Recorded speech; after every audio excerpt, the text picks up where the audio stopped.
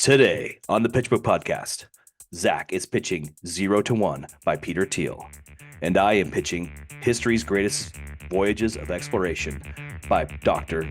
Beas Gabriel Lulevish. Batter up!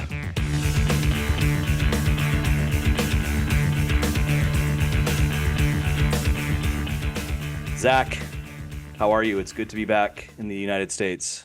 Yeah. Tell me about your trip. I want to hear all about it. You were back in Amsterdam?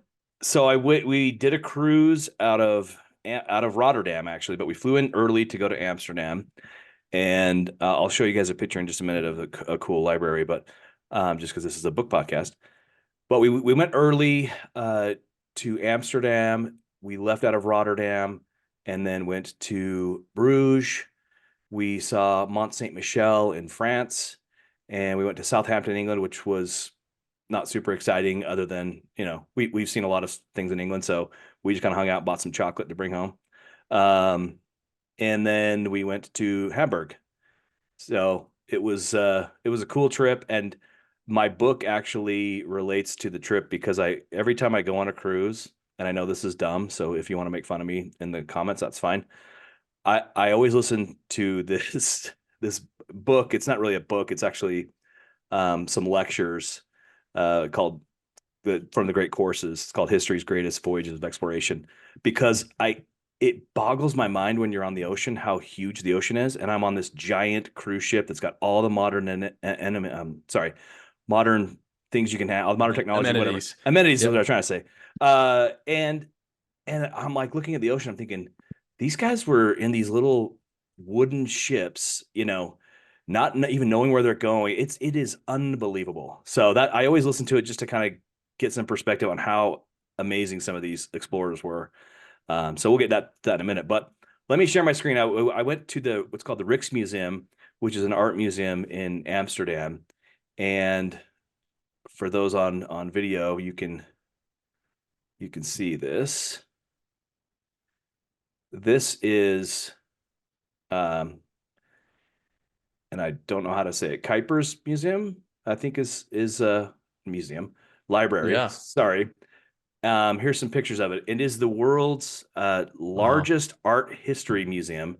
You feel like you're in Harry Potter. You think there's some books that are going to fly across from one place to the other. I mean, it is amazing. Look at that staircase. I know. The spiral up to different floors. That is awesome. Yeah, it was really cool. That is cool. Anyway, so if you want to check it out, you can just Google. Did you check out any books? They do not let you near the books. There's a big barrier right where this picture's taken. There's a barrier, and no one is allowed.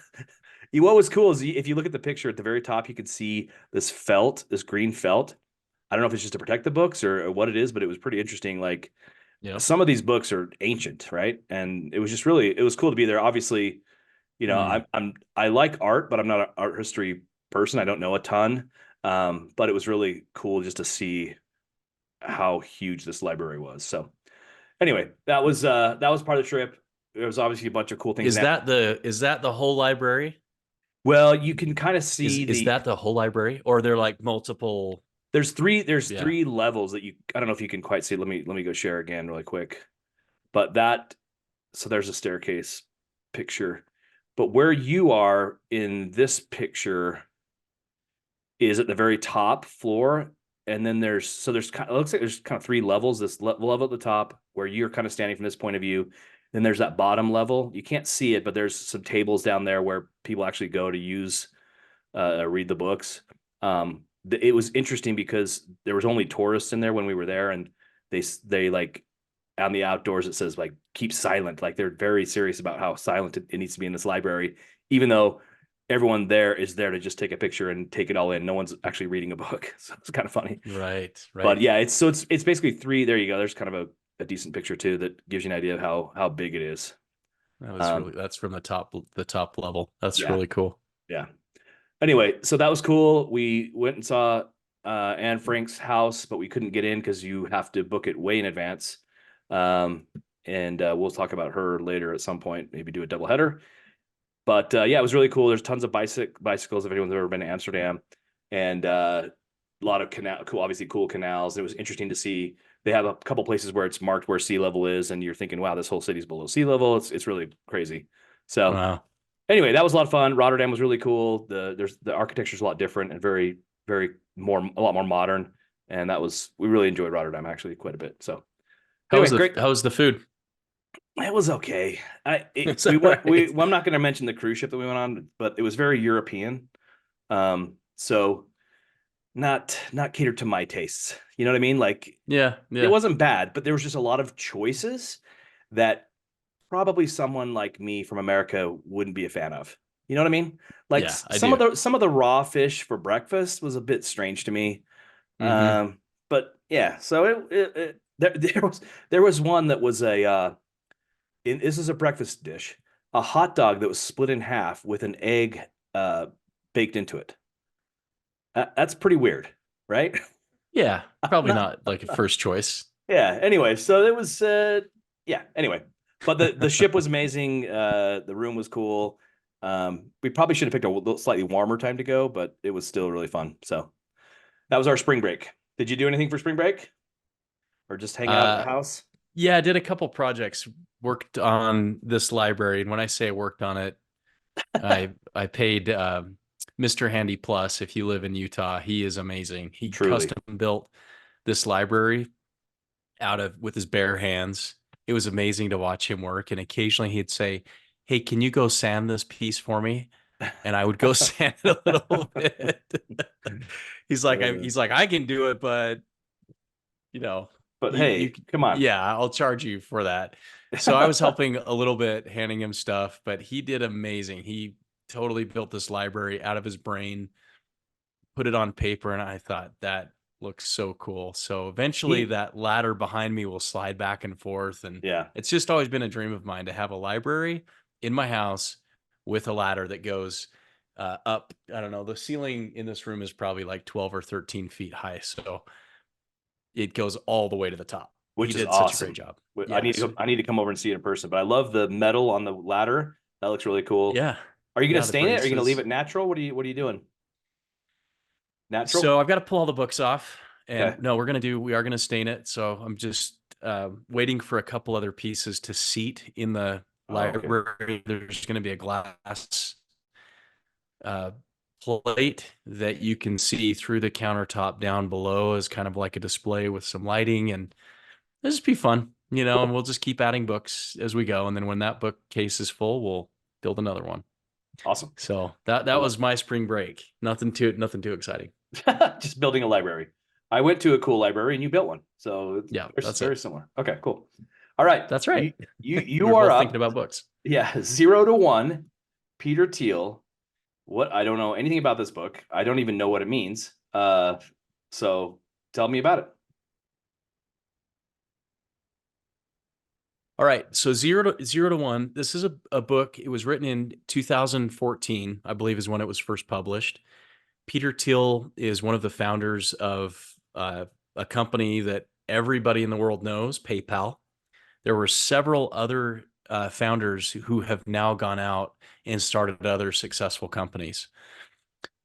Peter Thiel is known for first principles thinking. So, as a business mind, he condenses, I think, all of his thinking down around to if you are starting a business here before you embark on starting a business, or if you're entrepreneurial, I highly recommend reading this book. So the idea is the true innovators in the world, the people who change the world, are generally not working on the edges of something that already exists.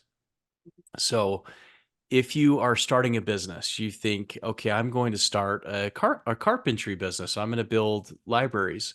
Well, that's been done before, and you might make a little bit of a better library than somebody else, or have a little bit better idea. That is gradual iteration. And what he argues is that the world is full of competition, and all of the value has kind of been competed away when businesses make slow progression. Obviously, it is useful and helpful to do that, but you may not get big leap forward that maybe you're looking to build with your company. So 0 to 1 is going from an idea that does not exist, that people have not even comprehended. So I'll just ask you, can you think of any companies that you use today that are pretty common today that maybe 10 years ago no one could imagine would exist? Well, part of it is you said PayPal, so I'm thinking maybe Venmo, that I didn't use before, but Okay. now it's very common. Like my wife will say, "Hey, so and so bought pizza at the school. Can you Venmo so and so $10?" Like a verb. Yeah. Yeah, exactly. So that's one I think of. I'm trying to think of anything else. I mean, they're mostly technology, right? I would think that. So Uh, so let's take PayPal or hmm Venmo. hmm Venmo is owned by PayPal. It's a hmm PayPal company. But before PayPal, the financial transactions all happened through on the rails of Visa or through a checkbook, and hmm everything was going online. There wasn't really an online way to pay somebody. hmm And that was the big leap forward with PayPal is they created a way for people to go onto eBay, open up if you had a PayPal account, you could pay with PayPal, and that became the way to pay for things online. One of the advantages of PayPal is that it masked all your personal information. You didn't have to give out your debit card or credit card information, and they scaled it. So going from 0 to 1, instead of competing at the edges in a business, is coming up with an idea that no one has really built before. hmm And so I'm going to just talk about some of the principles that he lays out in the book, and I'll give some examples as I go through these. So that's the idea of 0 to 1, taking something from it does not exist in the world today to now it does exist, and how to go about doing that. So he talks about this idea of what I was just describing, vertical progression, rather than competing with incremental improvements on an existing idea, looking for breakthroughs that lead to transformative changes, things that just don't exist. And as you go through life, if you write down your ideas every day, I try to do this.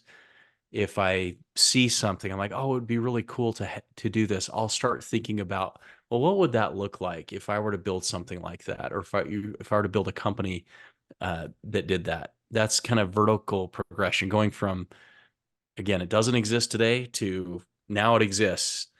Um, he talks about the power of monopoly when you are in that mindset of building out this company like PayPal.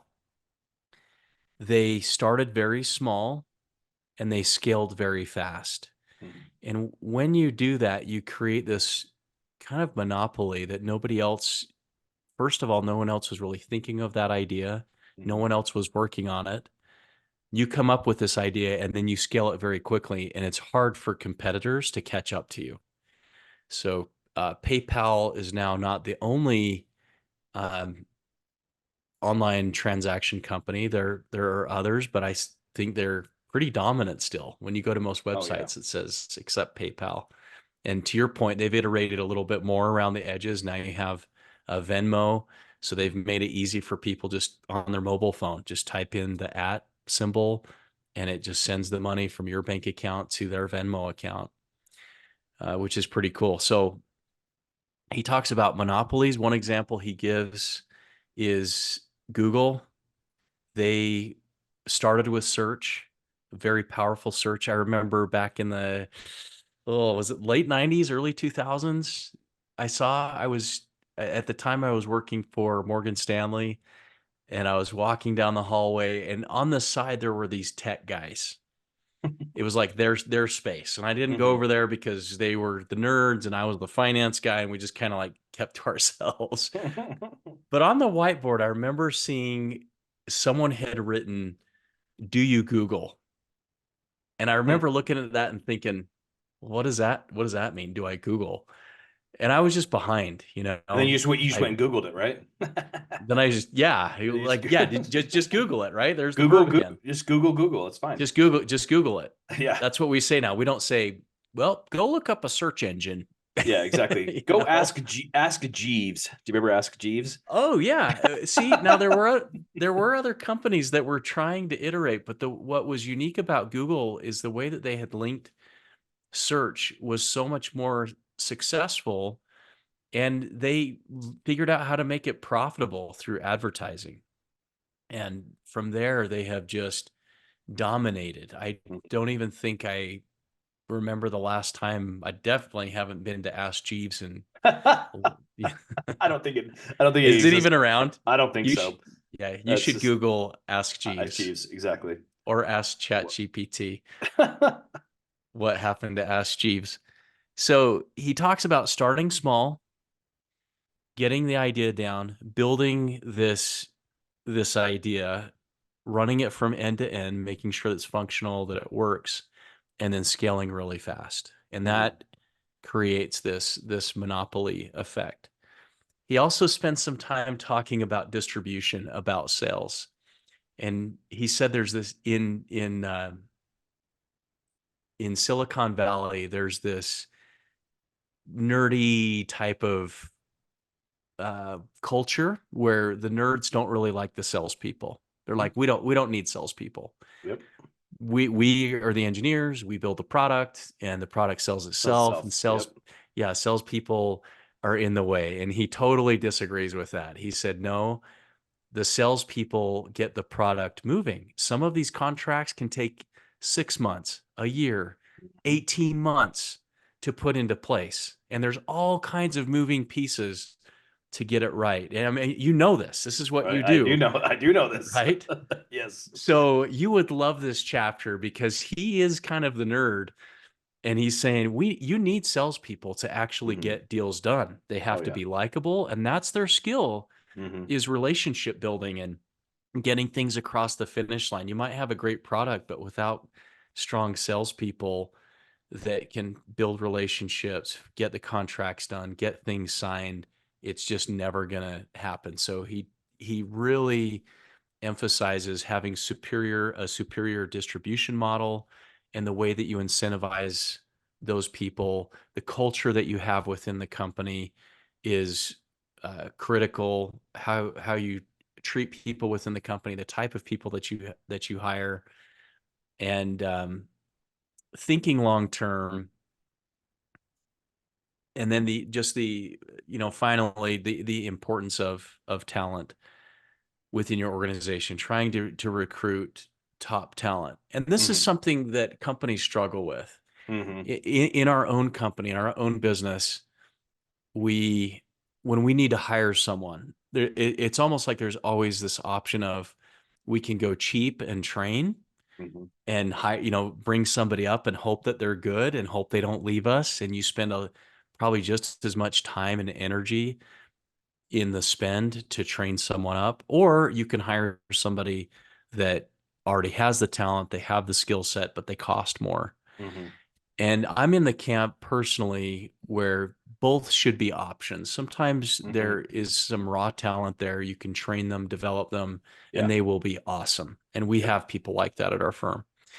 But there are other times when you do the hire, they end up leaving, it doesn't really work out, and you think, gosh, we should have been more patient with the hire, or maybe spend a little bit more time asking them the questions. So as you go through the book, he gives a lot of examples of questions that he would ask when he's Hmm. recruiting, when he's hiring people, or when they were interviewing. He would say if somebody shows up, he was talking about VC, venture capital people. Hmm. He said if VCs would show up in a suit and tie, they would immediately know we're talking to a money guy. We're not talking to the tech people. We're Hmm. talking to the banker. And he's like, that would just kill the deal for them. They would be Hmm. like, we're done. Conversation over, if you walked in. But if you walked in with a t-shirt, that's Hmm. more the culture. And we see that a little bit here in Sure. Utah, Silicon Slopes, Yeah. where the CEO is walking around in a t-shirt and jeans. It's very relaxed. That's huge. So big three examples he gives: obviously PayPal, Google innovating in the search space, And then the last example he gives is Amazon with Jeff Bezos, who is such a long-term thinker. Most of Jeff Bezos meeting minutes from their board meetings are recorded, and those are tremendous to go through and think how to think long term. But Bezos was also an example of starting with one product, which was selling books Yep. online. When Yep. he went to market, he didn't say, we're just going to deliver everything. He found a little niche and got really good at that one thing, and then from there was able to scale to all of these other products now we know is Amazon. So Mm-hmm. that's my quick summary. I would say it's one of the best 5 books of the 20 or 30 books I've read so far this year. Hmm. That's been one of the best books that I've read in a while. I really loved how simple it was. It was very effective, and there wasn't any shenanigans in the book, or gotchas or politics. None of that. It was just straight. This is how you should Huh. think about things. So a couple things for you. You're a bit of an entrepreneur. I would like to be, but I never know what to do. Um, hey, how do you come up with an idea? I mean, what creativity always seems like to, which is weird. I'm normally creative when it comes to art and whatever else. But coming up with an idea, how do you do that? I does he talk at all about coming up with the idea that's going to be unique? That he doesn't really go too much into like coming up with the idea. Mm-hmm. Like I was saying, it's pondering or thinking about. We had Craig Whiting on a couple of weeks ago about Mm-hmm. the six geniuses, where some people, they wonder, Mm-hmm. they think about ideas Mm-hmm. and what that might look like. And I would say for me, I'm not a creative person. I'm not a creative type. I'm more, when the idea is there, how can we actually put this thing together? How can Right, we right. make it from like end to end successful and make it work? And some people are really good at it, are really natural. He does talk about partnerships. When you are partnering with someone to build a company, be very aware and very careful of who you're partnering with, who you're going Mm-hmm. into business with as a founder, Hmm. and know their strengths. He talks about with one of the companies that he invested in, there was a business that he invested in, and the CEO, they got on really well, and they've gone on to continue to invest, I think, in Founders Fund is the fund that Peter Thiel is now investing in. And he's invested in all kinds of different companies since PayPal, and continues to this day. I think he has he's given people money to drop out of college and start their business idea. So he's Hmm. actually recruited people away from Harvard and Stanford and these different universities to say, hey, just come work on your idea, Yeah, and interesting. has done scholarships that way. I have a thing that when you start talking about the ideas, because this is like I said, it's something I'm not very good at, but I would love to be.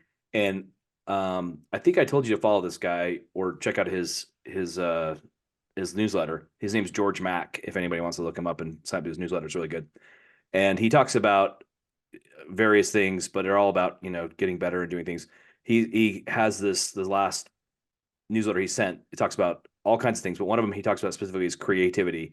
He said that if you're struggling to think creatively about a subject, transform it, turn it into a written idea into a drawing into an equation into a conversation. In the process of transforming it, you begin to spot new creative connections.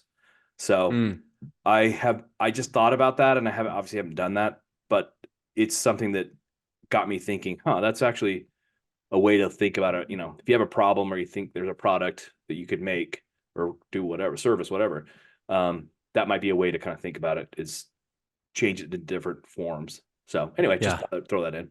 But I think sometimes people have ideas that they think might be a good idea, but it feels intimidating to Mm-hmm. start. It Mm-hmm. feels scary to get that thing going. And I would just say, like he says in his book, start small. Start Mm-hmm. with a little product whatever it might be, and just start going down and asking those questions. And the faster you get to the know, like I have this little side company that I've started with a neighbor and friend, and we got our first rejection letter. Okay. And I smiled because I was like, this is the first of probably many. There will be many Yep. rejection letters that, yeah, this isn't a good fit. This doesn't really fit in our wheelhouse. And the beauty of getting that rejection or learning is you can immediately say, okay, I can now move on to the next thing. That Right. didn't work with, they're not going to be a partner, cross them off my list. And then today I called a different distributor, and I'll wait to hear back from them. I'll send a follow up. And it's just like trying these different ideas, whether you're going B2C, like business to customer, or B2B, which channel is going to work the best, and getting supply chains together. One of the recent visits that we did together, we went and visited this steel manufacturing company, and we're walking through, and the general manager is just awesome. He's shown us all of these different machines, and we're like, wow, this is crazy. I mean, some of these plates they had were 6 to 8 inches thick of steel, Wow. and they're just massive. I mean, it would crush you if that if it fell on you. And they've just got these in stacks. But we're talking to them and just asking questions. I'm like a learning machine. Yeah. And he said, "Well, here's something you want to think about. When we deliver this load of stuff, how are you going to unload it?" And it was something that hadn't even crossed my mind. I thought, Right. well, they'll do the cut, they'll drop them off at wherever. And I thought, yeah, we might need a forklift. We might Yeah, need some exactly. kind of machine to unload this thing off the truck. He's like, because we don't unload. We just show up, you unload it. And so when you're like building these ideas, asking a lot of questions, Yeah.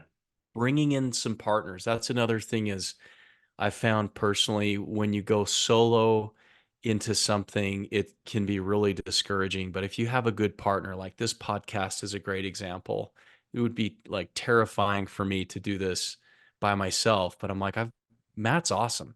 And it's just like you've got somebody accountability wise to help you keep going, keep encouraging you.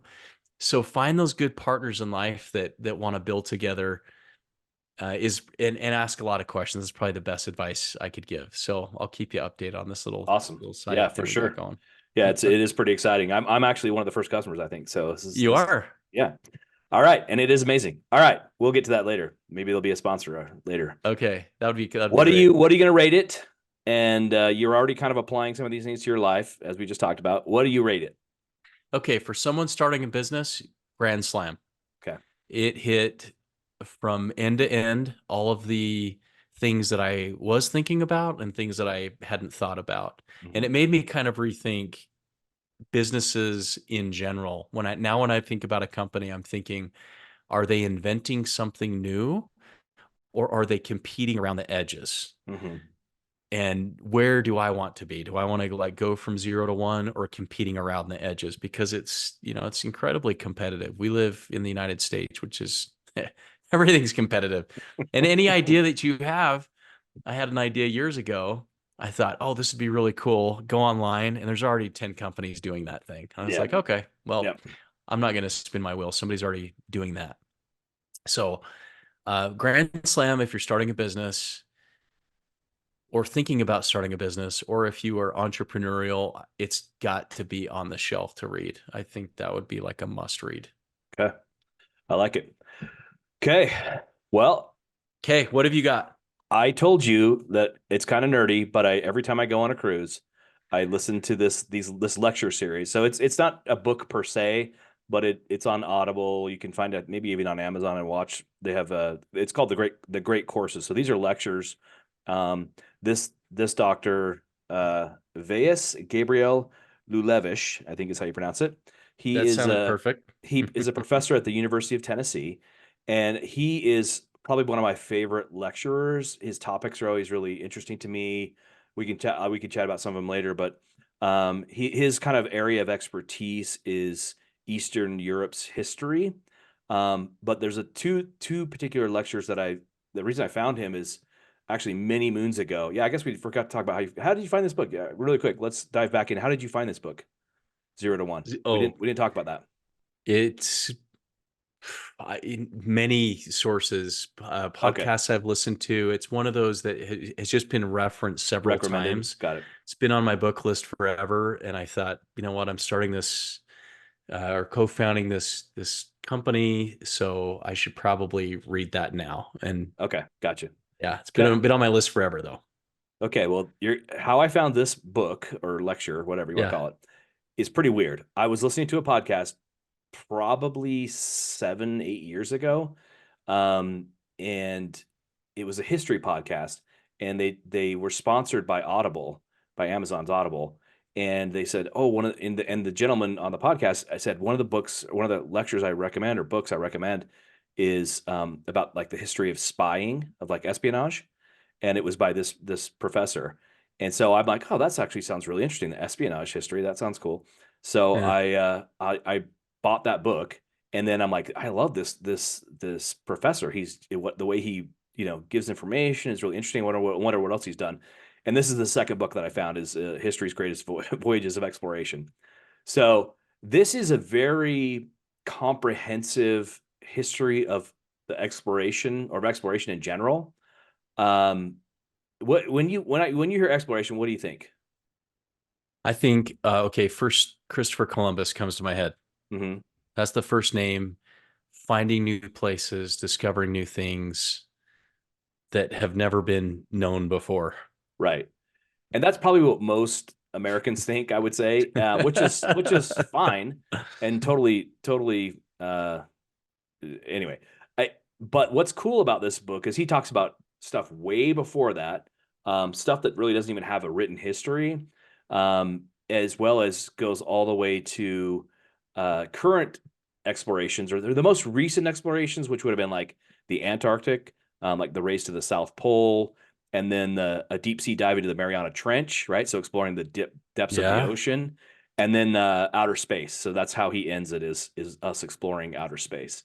Here we So go again, back into space, yeah, Matt. well, we're You not going just to talk can't. much about space. So, um, but so what? There's 24 lectures. They're about a half hour a piece. So I obviously can't spend a ton of time on everything. But I'll just briefly kind of read a few of the not read. I'll just tell you what a few of the chapters are about, and then maybe the one or two things I thought were interesting. So the very first lecture is called The Earliest Explorers, and this is basically the Polynesian explorers, and he talks about how all of the small islands, from the Philippines to Hawaii, how they may have been. And again, they don't have a written account, so this is a little bit of speculation. But he starts off the whole thing with the story of Maui, right, which is kind of a I don't know what we would call it. It's obviously not real, but Maui would trick his brothers by putting a giant hook in the ocean, and then tell him he got a fish, and then they would row really fast, and he would pull up parts of land, right? And that's how all these islands were supposedly made.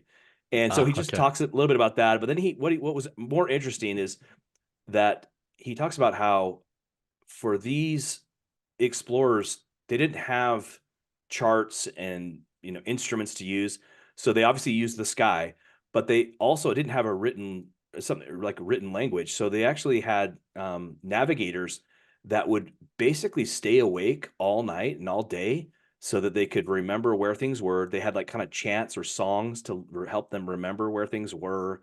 They obviously used the stars, things like that, but they basically were like these very talented, unique navigators that were taking these very small kind of ancient boats, um, and trading. And there's evidence of trading some pottery, between like Patagonia and South America to, the Polynesian islands and things like that. So he talks all about the earliest explorers. That's pretty interesting because when you think of explorers, you don't necessarily think of that. Um, but it was pretty cool. Then he talks about the voyage of Pytheas the Greek. I won't spend a ton of time on that, but he's probably one of the first ones that kind of, a lot of people didn't even believe what he was saying. He went basically, I think it was from Marseille in France to up above Scotland, so some of the Scottish Isles. They believe he went to Iceland. He obviously doesn't know exactly where he went, but some of his stories were so unbelievable. A lot of the way they have a history of him is people saying, well, here's what Pythias the Greek said, but it can't be true because that doesn't make any sense. But he talks about like the ocean breathing with ice, and that makes sense that there's ice that's kind of heaving back and forth, looks like it's Mm-hmm. breathing. So some of the stuff that we know now proves that Pythias was correct. So Oh, he may have gone as far as Greenland, and anyway, it was pretty interesting.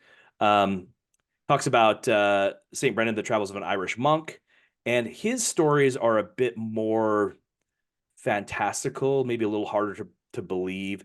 I think he talks a little bit about and seeing whales come up to I mean, some of the, I think he talks about mermaids and things like that, and this could have been stuff like manatees or whatever. Anyway, it was kind of interesting. He was an Irish monk that traveled around. One of the other things that I didn't know anything about was Zhu Zhang's journey to the west. So China had a ton of what they call treasure ships, like a treasure fleet, and they were actually going west from China, and they had these ships compared to the European ships.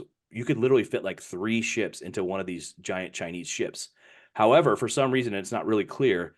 The leaders of China decided to stop exploring with navally, right? And the professor basically says, like, imagine how the world events would have changed if they had been the first to come to America or Africa, the east side of Africa or whatever, or find the way around Africa. So it was super interesting that they kind of just stopped exploring, and who knows what would have happened. Talks about Leif Erikson and the potential that he came, one of the Vikings that came to America. He sure. talks about Marco Polo, and the spice roads, and it's interesting because Marco Polo has all these kind of like Pythias the Greek. There's so many stories that people found unbelievable that we found to be true later that prove what he was saying is true. Wow. So it was pretty cool.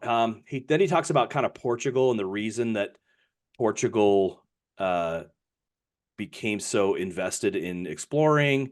Talks about Christopher Columbus and kind of how almost misunderstood he is, and how he used to be. We used to kind of praise him, and now it's kind of that's been soured a little bit. Like Sure. it was all his fault that Europeans took over the Americas. Um, so it's kind of interesting because Christopher Columbus is like to his dying day saying that he found India when it was really America America. and the Yeah. Caribbean. So, but Right. he was anyway. So it's kind of interesting just because he kind of unravels what most people think about Christopher Columbus, good or bad. So then he talks about Magellan and kind of globalization once Magellan circumvents the whole or comes around the whole world. And interestingly enough, there was a slave that somebody had picked up. So sorry, let me back up a second. The Portugal had come around the Cape of Good Hope, right, and gone to India. So they found a way to get to India faster than the Marco Polo spice roads. And Magellan said, "Hey, is there a way around the south part of America, South America?" And he found his way around there. But he had taken a slave that had come from the earlier Portugal type of from around Africa.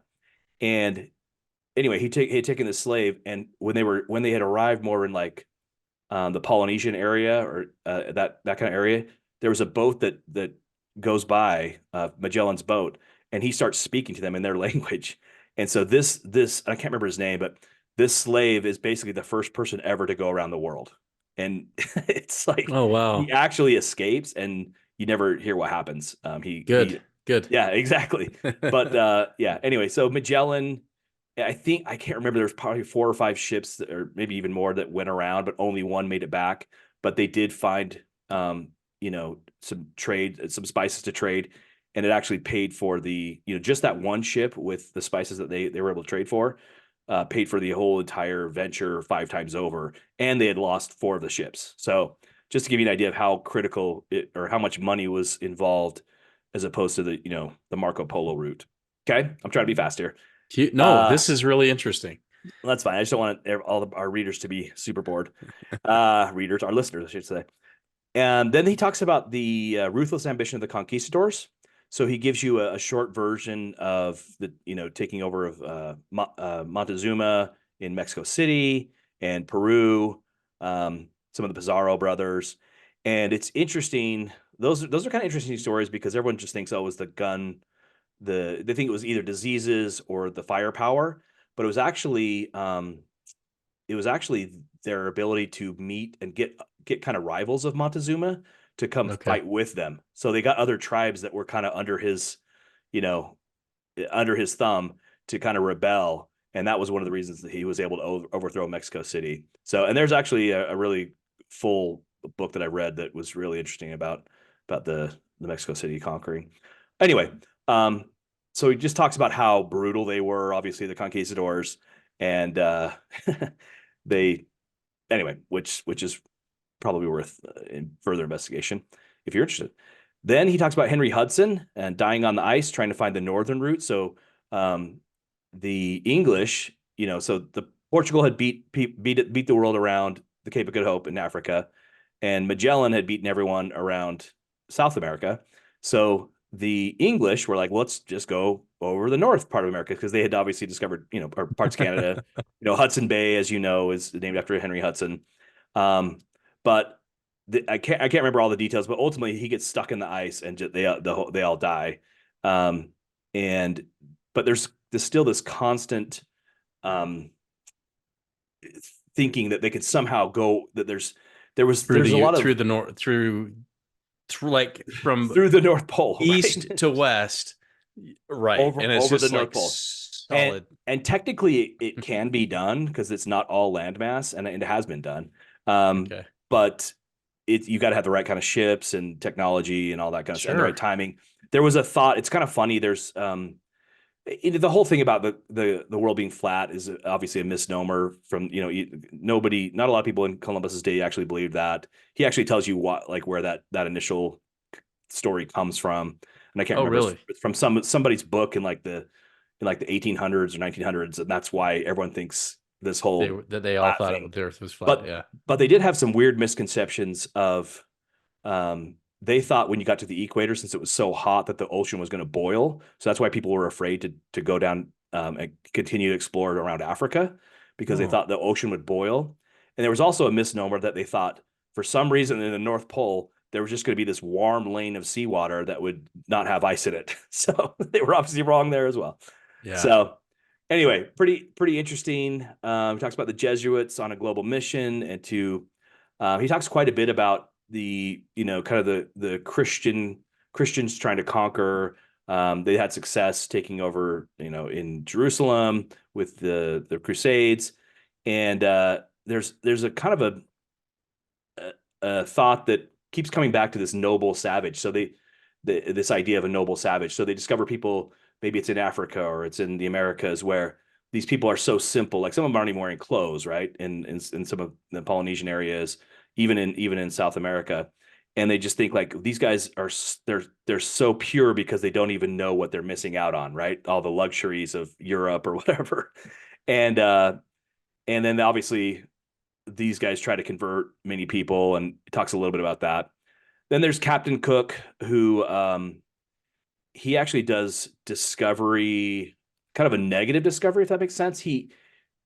Everyone thought for some reason in the Pacific that there had to be this giant piece of land. It just didn't make any sense.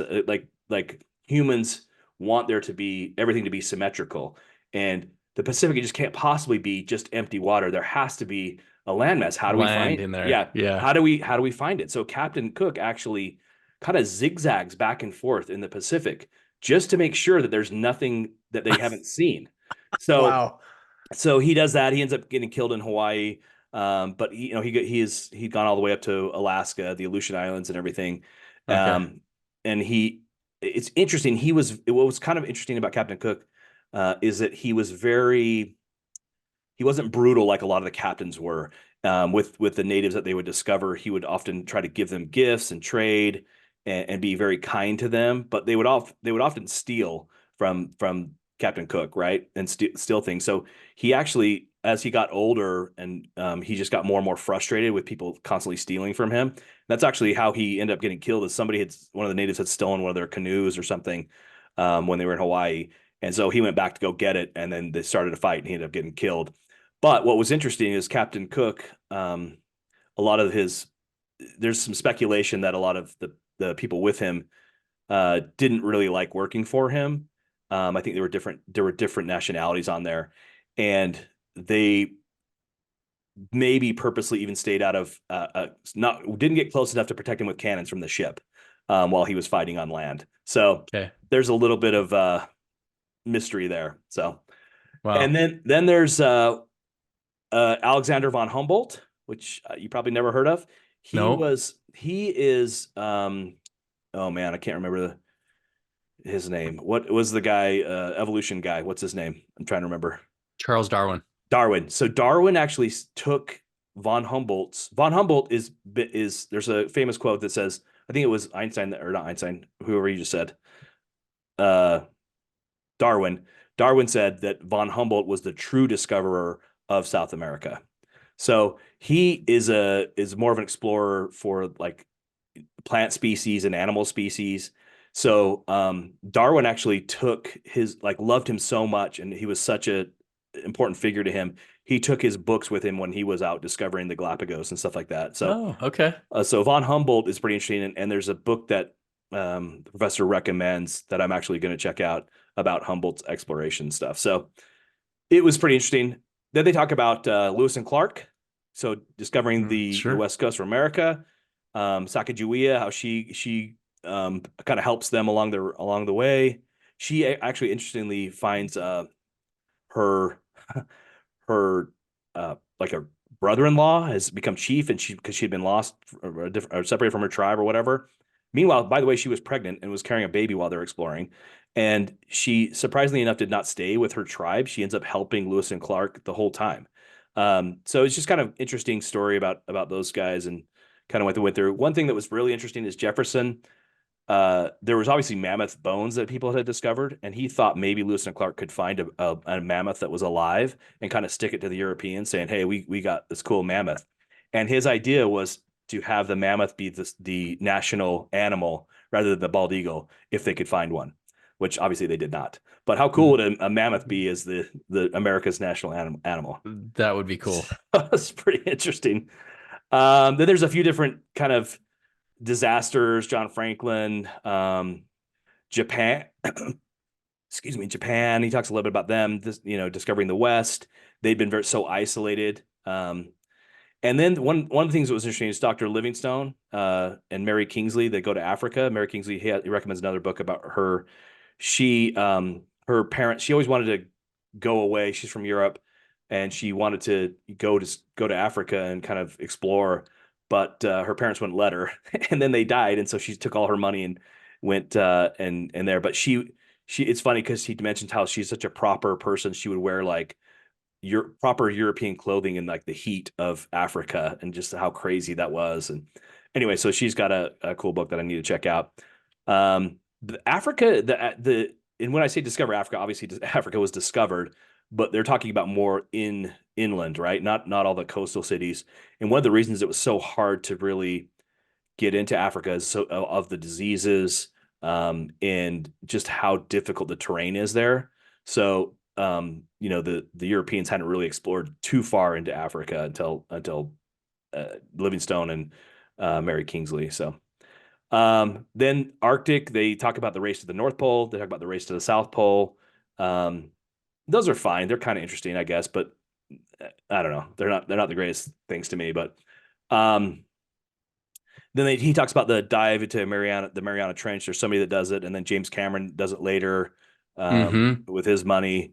And the very end is kind of the race to outer space. Talks about obviously the moon landing, and the Russians and the Americans in the space race, and then also now how it's kind of unmanned exploration with the Hubble telescope, things like that. And it's interesting because he kind of says like, hey, if there's not a person there, is it really kind of exploration? But the theme of the whole lecture is like man's need to explore. Like we just can't sit still and we want to learn things and know where we haven't seen or where we haven't been. So anyway, it's very cool. Like I said, each lecture is about a half an hour. So there's pretty good bite-sized chunks that you can get into. But obviously, if you want a deep dive, he does recommend a few different books that get more into if you like a specific topic that you could get further into. And I've done that a little bit, and I'm planning to do some more. So anyway, that sounds like one of those books that if you read it, there are so many different topics of history that you could be one of the world's best conversationalists.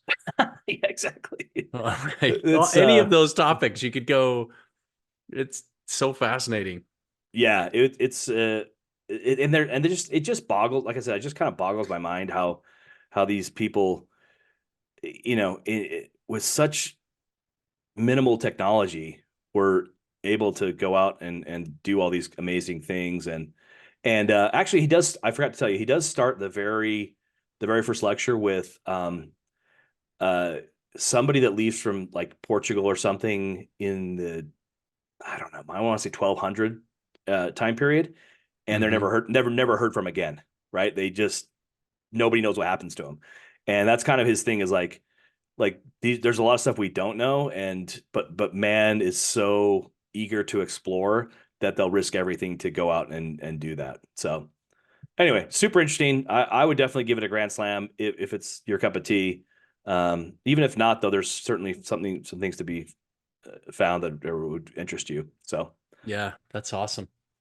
As far as application, I don't know what you can do apply to your life, but well, so these lectures, did you say 24 lectures? Yes, 24 lectures. And you can get them. Can you get them in a book? Or you listen to it? Well, you cannot get them. I don't think you can get them in a written format. So they're basically college lectures. So this would be like a class that you would take about exploration or something, but it's all just lectures condensed into 30-minute formats, one after the other.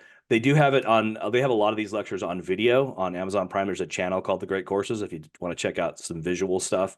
I don't know that this exists on the visually, but so how do you definitely on Audible. On Audible. Audible. Okay, yeah. So you can just download it, and then every just time you go on a trip, I listen to it. It's 12 hours long, roughly. Something like that, yeah.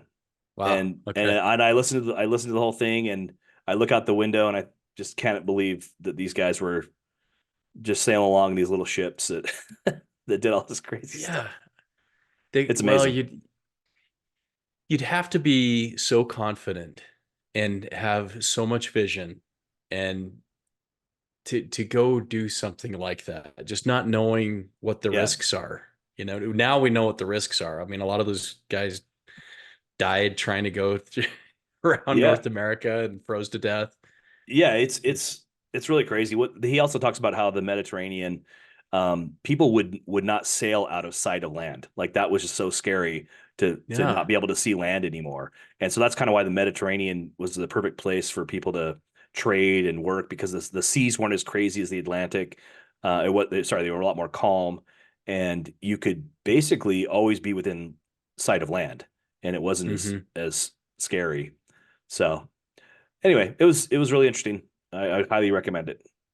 Okay, that's a great pitch. Thanks, Matt. Yeah. All right. Well, anything else we should talk about before we end the podcast here, Zach? Start a business, go exploring. I don't know. Explore a business, explore new lands, explore space. Just get out there. Whatever your passions are, don't be afraid. Go for it. Well, and he does even talk about the privatization of space exploration, right? With like Elon Musk and making, opportunities for somebody who's not an astronaut to go. And Starlink. Yeah, exactly. Giving the whole world internet. Yeah. Kind of a big deal. Pretty interesting. All right. Cool. Well, thanks to everyone for listening. Appreciate it. Like, subscribe, share. Thanks again to Deja Vega for providing the music. And we'll catch you next time on the Pitchbook Podcast. Thank you.